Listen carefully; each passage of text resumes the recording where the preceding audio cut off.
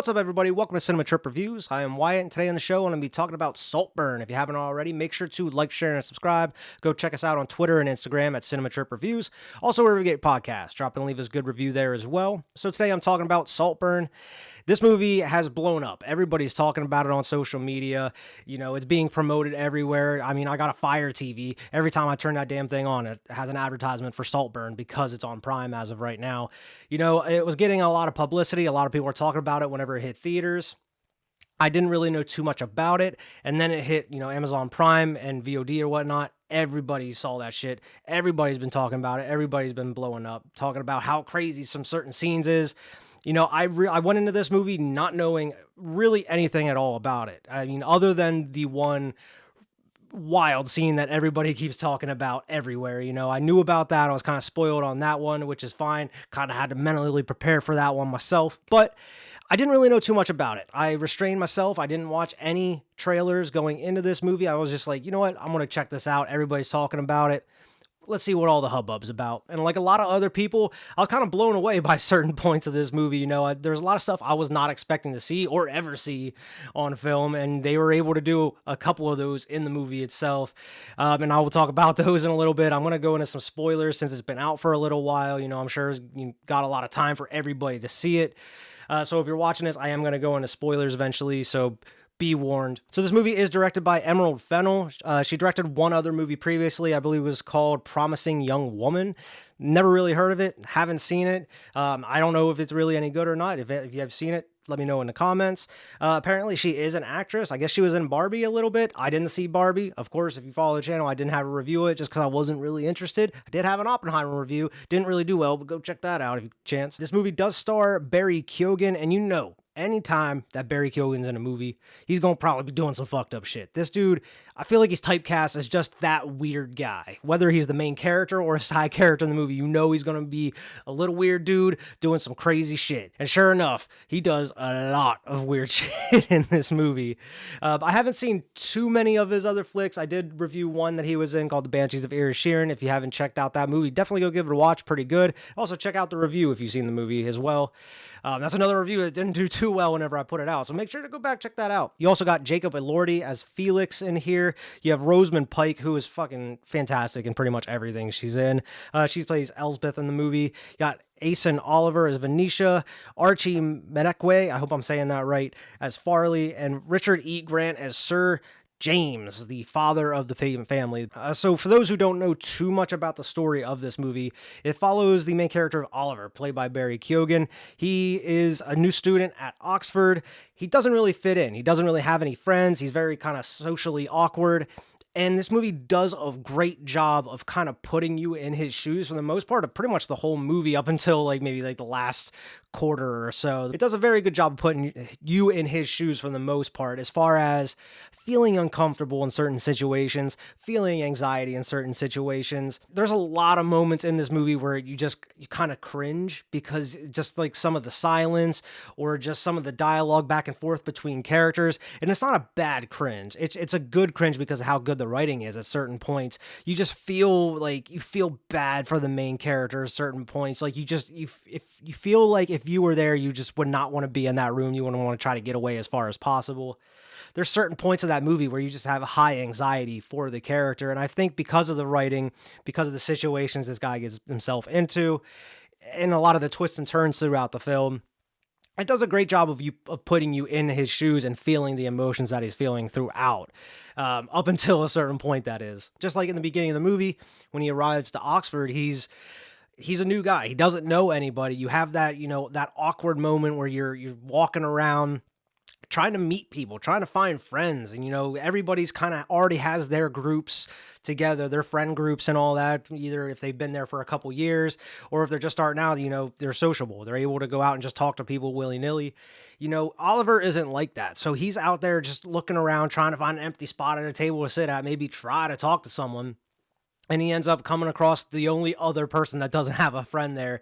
And he's apparently a genius. He can do mathematical equations in his head at drop of a hat, He has a short temper, as you see. He kind of flies off the handle because Oliver just did not want to, just give him a random equation to try to solve instantly. They're really the only two people that don't have a group. They don't have any other friends, and you kind of feel bad for him in that point. And you're like right at the beginning of the movie at this point, and you really feel that uncomfortableness, of being alone, trying to go out there and socialize, or finding a friend in a place you're not used to or never been before.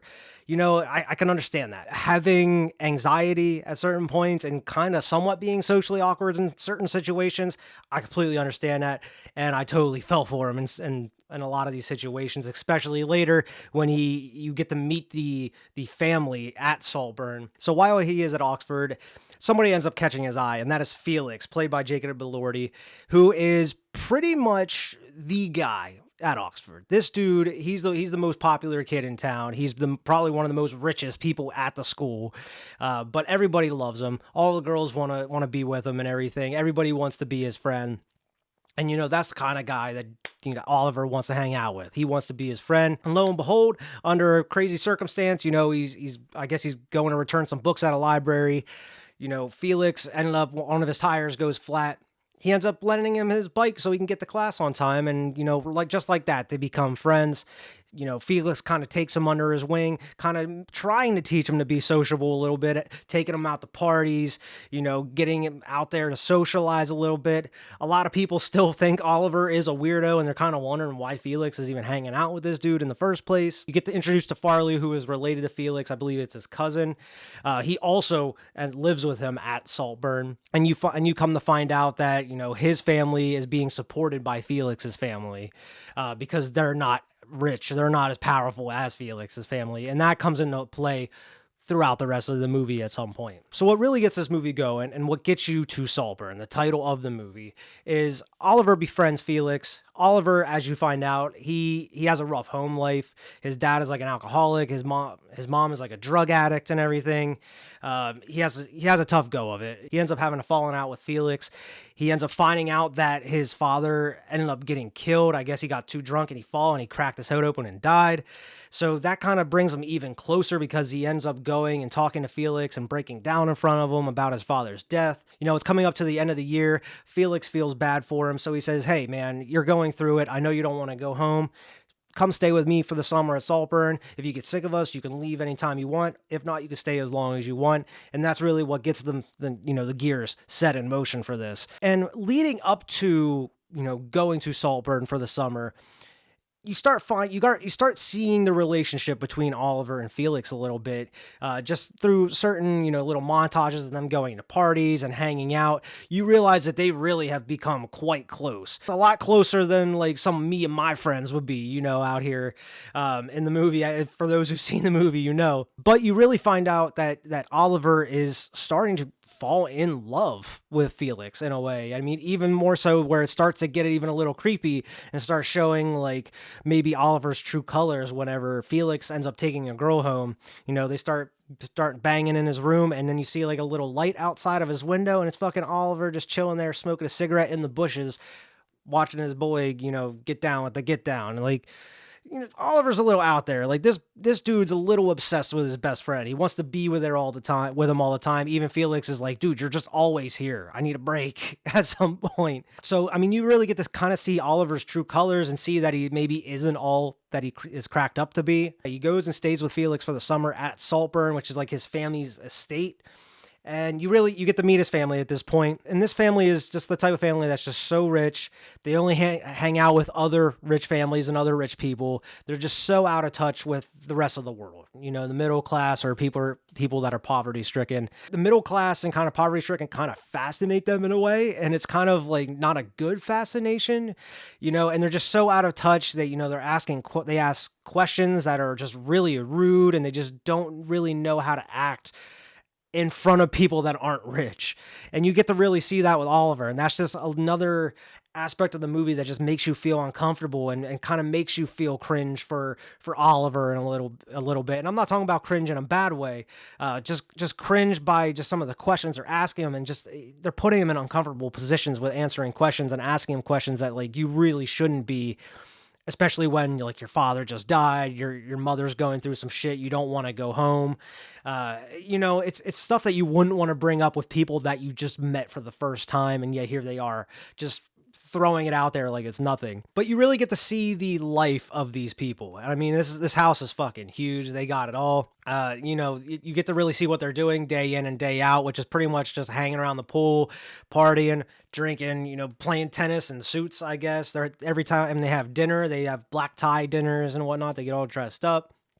They have karaoke, in front of this in a dark ass room with a big ass fire and everything. To be honest, Saltburn looks like a pretty cool place to hang out and chill for a summer. I don't know if I would necessarily want to chill with that specific, family, but it definitely seems like it has its perks, and I definitely can understand why Oliver would have been attracted to that lifestyle. Now, during the course of Oliver's stay at Saltburn throughout the movie, you start noticing some certain changes in him. One specifically, not long after he gets there, Felix's sister, Venetia, starts hanging around at night outside of his bedroom window. He goes out to talk to her. She kind of talks about like how he isn't the first that's been brought home over, the past couple summers or so. So you start thinking that maybe this is one of those movies or storylines where like the rich people bring in like a middle class or, someone of a lower class than them so they can like make fun of them or make a mockery of them for some reason or another. It makes you think it's going that route, and then it kind of twists and turns it on its head. And you start seeing some changes in Oliver that are kind of unexpected. You don't know really where they're coming from. You see it one time in college in the beginning of the movie where he like tries to pick up on a girl that was with Felix at one point, and it starts working until he says the wrong thing. But it happens a little bit later in the movie when he starts dealing with, Felix's sister Venetia. It's just some of this confidence that just comes out of nowhere. And you're like, where did this come from? Because he's such a socially awkward type dude. It's weird for him to just start having confidence all of a sudden in certain situations, especially when it involves girls, where it's like, if you're a person that lacks confidence, it's kind of weird that comes out when you're talking to women. It's like the opposite sex, because most of the time when you're dealing with the opposite sex, that's when anxiety is most likely to come out, right? So it's weird whenever he's in certain situations when this confidence comes out that it is with the opposite sex. And especially here with Venetia. And through the course of the movie, you can tell that he's asking certain questions to certain family members, and he's starting to kind of trying to find out certain information about them. Like he finds that Venetia, Felix's sister, kind of gets around. She doesn't say no to certain men, I guess. And she also has like an eating disorder. And then that's where it comes into play. His first kind of switch as far as personalities go is the one night whenever he meets with Venetia, and he just has this just cocky demeanor about him, and he just takes control. He becomes kind of a dom to her in a way. He takes control. He's like, this is what we're going to do. We're going to do it now type of thing. He's being very, very upfront, very kind of controlling in a way. And you can tell that she maybe kind of likes it. And this is where the first like kind of big gross out of the movie happens. And this is where I was like, oh shit, what the fuck kind of movie am I watching here? Makes his move on her. He doesn't just try to like make out with her or anything, man. He just slides his hand up her skirt and goes to town. She even says like, hey man, it's the wrong time of the month. He's like, listen, baby, I'm a vampire. I'm all about it. I don't care. A little bit of blood's not gonna stop me. And this shit was kind of gross. Not gonna lie. It was like maybe it's kind of gag up a little bit. But yeah, he starts like smearing blood around her mouth and rubbing it all in her mouth and then his mouth. And it made me queasy a little bit. And then he fucking goes to town. He starts going down on her and everything. And man, that next cut I'm not gonna lie, as gross as that scene is, that next cut was fucking genius, where it's just him sliding down in the bathtub in the water and you just see the blood all over his face and everything. It was a really cool shot, and that's another thing about the movie I liked, is the cinematography is fucking amazing in this. There's a lot of great visuals in this movie. One specifically I remember is towards the beginning of the movie when Oliver's looking out a window and it's just like reflections on reflections on reflections. It's really interesting and very unique. And there's just a lot of great shots in this movie. Very creative. Shout out to the cinematographer on this one. And over his course of the stay in Saltburn, Oliver has like this feud with Farley a little bit because they're kind of in the same situation a little bit. You know, Oliver is staying with Felix's family and they're taking care of him, giving everything they need. And Farley, even though he is family, you know, they're paying his way into college. They're giving his family money. They're giving him a place to stay as well. So they're kind of in the same boat a little bit. And it's just these inner webs that Oliver is weaving throughout this family through the course of the movie. He's up to something. You're just not exactly sure. It kind of went the way that I thought it was going to go. It just took a little turn at the end I wasn't expecting. But there is one big twist that did kind of catch me off guard that I wasn't expecting, and we'll get to that. Oliver, once again, changes his personality again and just does something completely fucking weird and crazy. He sneaks into Farley's room and takes control of him, and they fuck, which is kind of strange. And then the next day find out that he's stealing from the family, and then they end up kicking him out. So Farley is kind of out of the picture for a little while. Then you get another gross out scene, which is the one that I was kind of spoiled on, that really everybody's fucking talking about, and that is the bathtub scene where Felix is in the bathtub at night. Guy's got to do what he's got to do. You got to rub one off every once in a while. Rubs one off in the bathtub, and man, I'm not gonna lie, that bathroom looks like one of the comfiest bathrooms ever, because this bathtub that's in the right dead center in the middle of this bathroom is like right in front of these big ass glass windows looking out like across like the fields and shit. And I can just imagine just like sitting there in the bathtub in the morning with like a nice coffee, got a book or a newspaper. It would be super relaxing. But nonetheless, I digress. Moving on to one of the most disgusting scenes of the movie, and that is, dude's in the tub rubbing one out at night, goes to bed, fucking Oliver comes in, fucking gets down on his hand and knees in the tub and starts like rubbing his face and slurping up the cum-filled bathwater. And this is another scene that almost like made me throw up a little. I was like, ugh. And it goes on for a little too long, a little longer than I expected, and a little longer than I wanted it to. But man, that shit was gross. And I guess he had to do it multiple times and multiple reactions and shit, but that shit is just gross, just him rubbing his face around in there. And man, and take away the cum-filled bathwater. It is just disgusting to be licking around a drain of a fucking bathtub in the first place. Like, that shit is fucking disgusting enough, let alone you have cum-filled water filling up the ring of the tub as well. Fucking disgusting. I don't know if it was just Emerald Fennell, the director, that wrote this, or if there were some other people writing this with her. But man, you got a dirty mind. You a little kinky up there. You coming up with ideas like this, and especially later in the movie. So it's coming up on Oliver's birthday. The family decides they want to throw him a party for his birthday, and they're like, we're gonna invite like 100, 200 people. I was like, oh, I don't know if you really need to do that. And it's just like a ton of fucking people that he doesn't even know anyway. Felix gets the bright idea to do something nice for Oliver. He's like, get ready. We're going to go on a road trip. Let's get rolling. We hit the road, and on like halfway there, Oliver starts noticing some things. He's like, wait a minute, where are we? What are we doing? And then he passes the sign of like his hometown where he lives, and he's like, oh no. And he tries every which way to convince Felix to turn around and go back to Saltburn. He does not want to go home whatsoever. I mean, you assume it's because of not only his father just dying, but his mom being in a terrible situation with drugs and whatnot, or gambling or whatever it was. And, Felix is like, oh, I talked to her on the phone. She sounded all right. You guys need to work this out. You need to hash this out, get everything situated. You need to be happy, Oliver. You need to be happy. I want to help you like you've helped me over the course of however many months this has been. Lo and behold, they pull up into his drive. Pretty nice, kind of suburban house. We got the picket fence. You got, the sprinklers in the lawn. And then you knock on the door. His mother comes out, and she just looks like a normal lady. She's like, oh, I haven't seen you in forever, Oliver. I'm glad to have you home for your birthday and such. I'm going to go get your dad in the backyard. Lo and behold, Oliver has been lying to Felix the whole time. His father never died. His mother never had like any alcohol or drug issues. His father's not an alcoholic. All of this was fabricated. All of it was a lie just so he could get closer to Felix. So Felix would feel bad for him enough to take him in as his best friend and stay his best friend.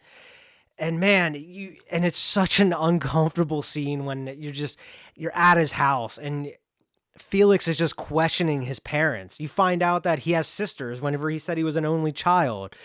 And you found out that they're like a middle-class family and everything. He's not poor, he or anything like that.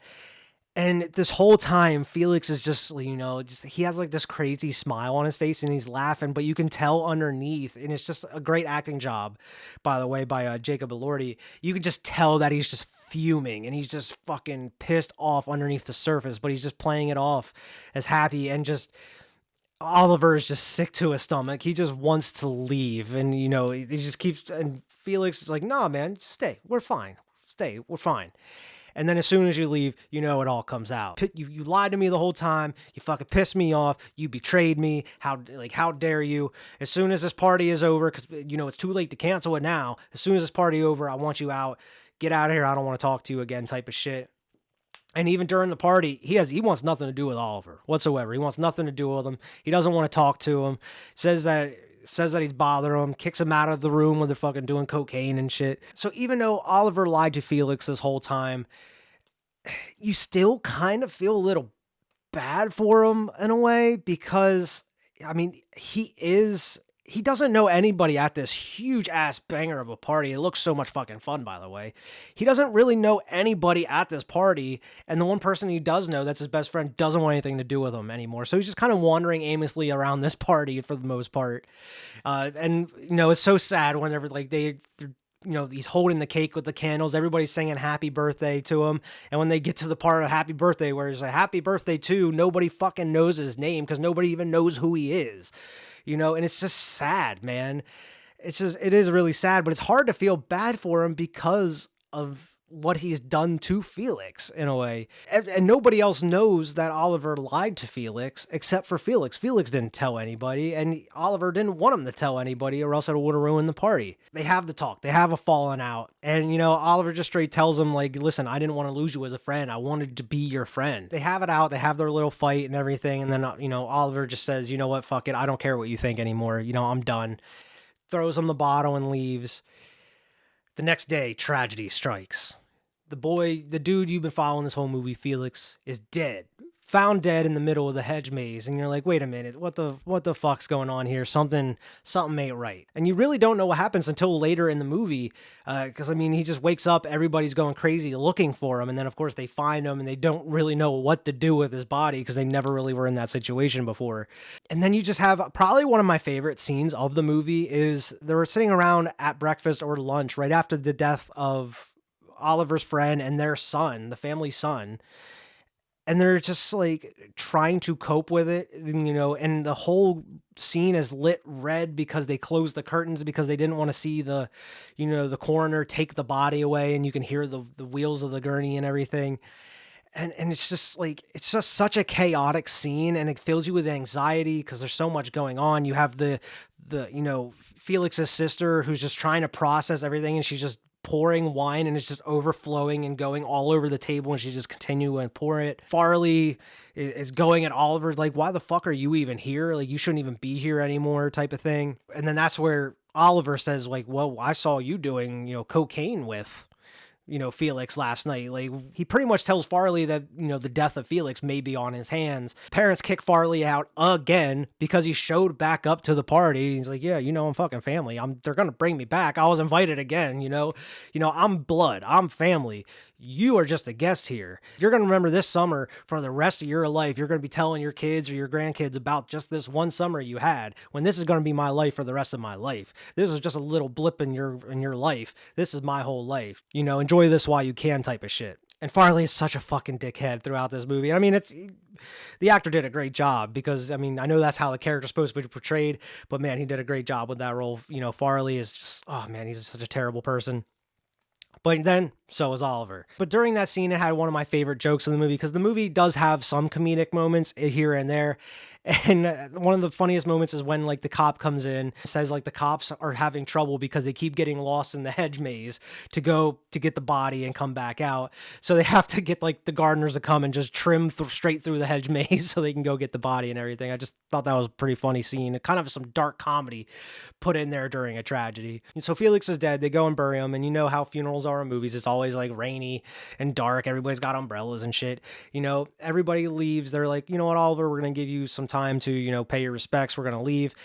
And you find out that like Oliver has only known Felix for like what 6 months at this point. So like the family that's known Felix his whole life is just like, you know what, Oliver, we're gonna give you your time to grieve with him, and they're gonna leave, even though this dude's known him for only like 6 months. And this is probably one of the most awkward. And I cannot imagine watching this movie in theaters. And I'm not even talking about the bathtub scene or, going down on Bloody Mary scene. He's mourning the guy that he's come to love more than anybody else in his life, the guy he wanted to be the closest to. Felix is buried at this point, and Oliver just breaks down crying, and he's laying on top of Felix's grave, just fucking sobbing and crying.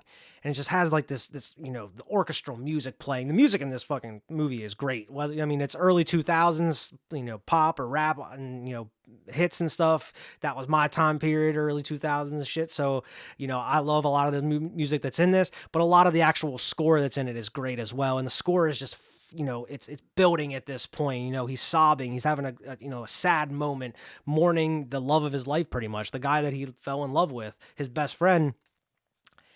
And then he starts taking his clothes off and it gets awkward. And this dude gets butt ass naked. The music cuts. It's completely silent. And in the rain, this dude is fucking the grave of his best friend, literally laying on the dirt of the grave, butt ass naked and fucking the grave.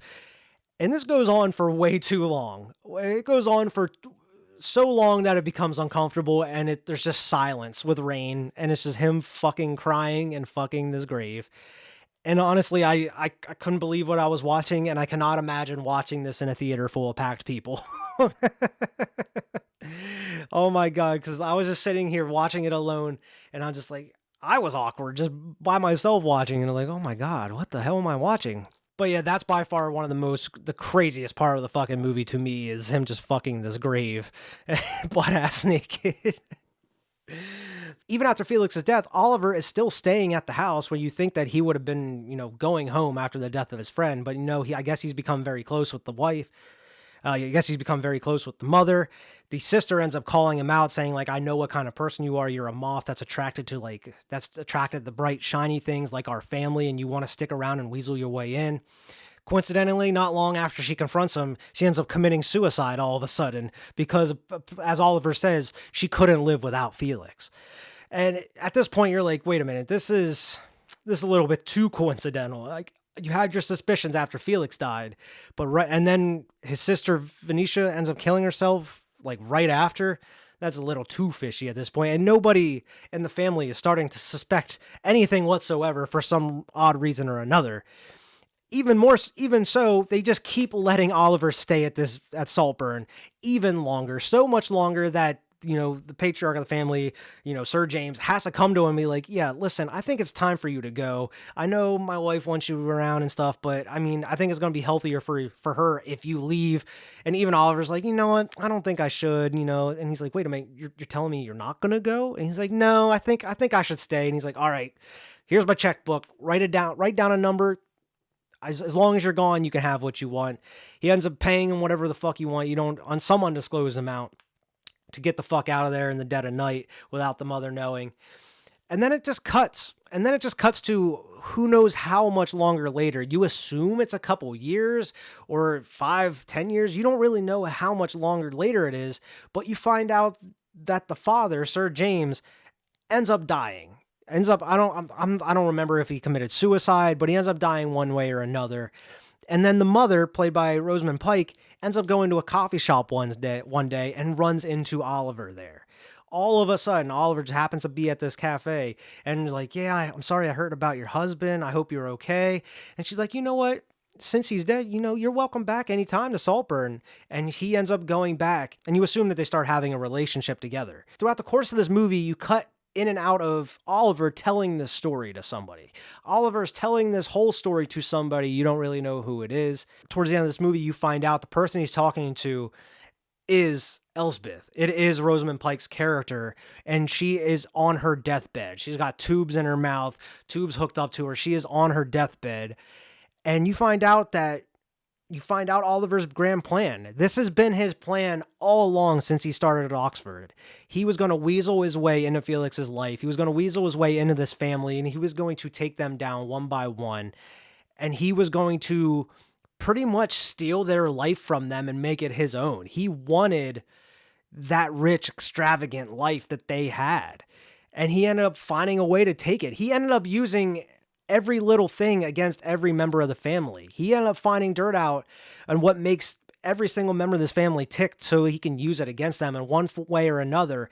Every moment in this movie where he has kind of a single moment alone with that family member, he's asking questions to kind of figure certain things out.